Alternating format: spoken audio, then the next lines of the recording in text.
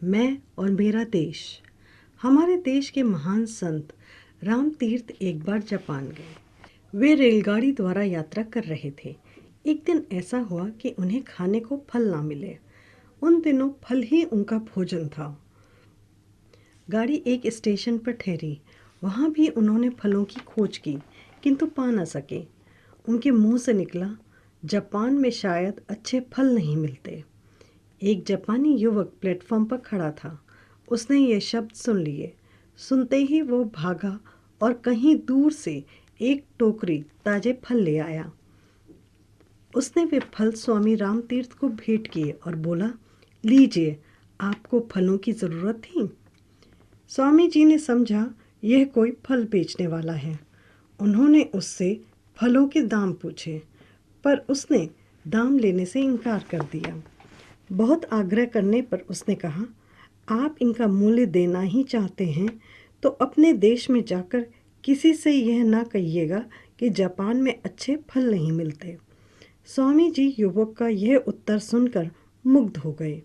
उस युवक ने अपने इस कार्य से अपने देश का गौरव न जाने कितना बढ़ा दिया था। इस गौरव की ऊंचाई का अनुमान दूसरी घटना सुनाकर ही पूरी तरह से लगाया जा सकता है। किसी देश का एक युवक जापान में शिक्षा लेने आया। एक दिन वह सरकारी पुस्तकालय से कोई पुस्तक पढ़ने के लिए ले आया। इस पुस्तक में दुर्लभ चित्र थे। इन चित्रों को उस युवक ने पुस्तक से निकाल लिया और पुस्तक वापस कर दी। किसी जापानी विद्यार्थी ने उसे ऐसा करते हुए देख लिया और पुस्तकालय को इसकी सूचना दे दी। पुलिस ने तलाशी लेकर वे चित्र उस विद्यार्थी के कमरे से बरामद किए और विद्यार्थी को जापान से निकाल दिया गया। अपराधी को दंड मिलना ही चाहिए, पर मामला यहीं तक नहीं रुका और उस पुस्तकालय के बाहर बोर्ड पर लिख दिया गया कि पुस्तकालय में इस विद्यार्थी का प्रवेश तो वर्जित है ही, उसके देश के निवासियों का भी प्रवेश वर्जित है। जहाँ एक युवक ने अपने काम से अपने देश का सिर ऊंचा किया था, वहीं दूसरे ने अपने काम से अपने देश के मस्तक पर कलंक का ऐसा टीका लगाया जो न जाने कितने वर्षों तक संसार की आंखों में उसे लांछित करता रहा। हम यह समझ लें कि हमारी हीनता और श्रेष्ठता का संबंध देश की हीनता और श्रेष्ठता से जुड़ा हुआ है।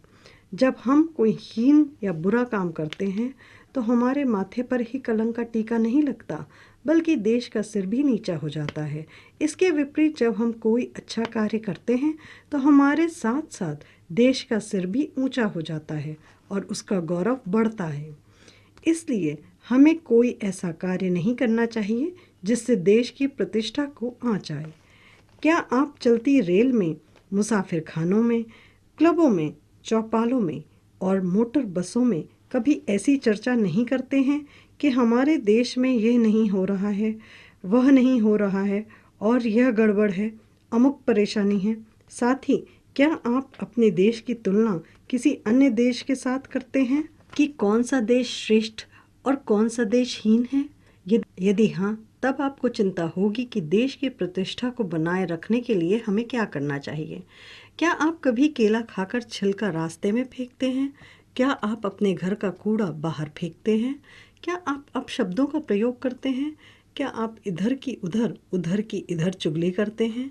क्या आप अपने घर, दफ्तर, गली को गंदा रखते हैं? क्या आप होटलों या धर्मशालों तथा ऐसे दूसरे स्थानों में, जीनों के कोनों में पीक थूकते हैं? क्या आप उत्सवों, मेलों, रेलों एवं खेलों में ठेलम ठेल करते हैं? आमंत्रित होने पर विलंब से पहुंचते हैं या वचन देकर भी घर आने वालों को समय पर नहीं मिलते और इसी तरह शिष्ट व्यवहार के विपरीत आचरण करते हैं?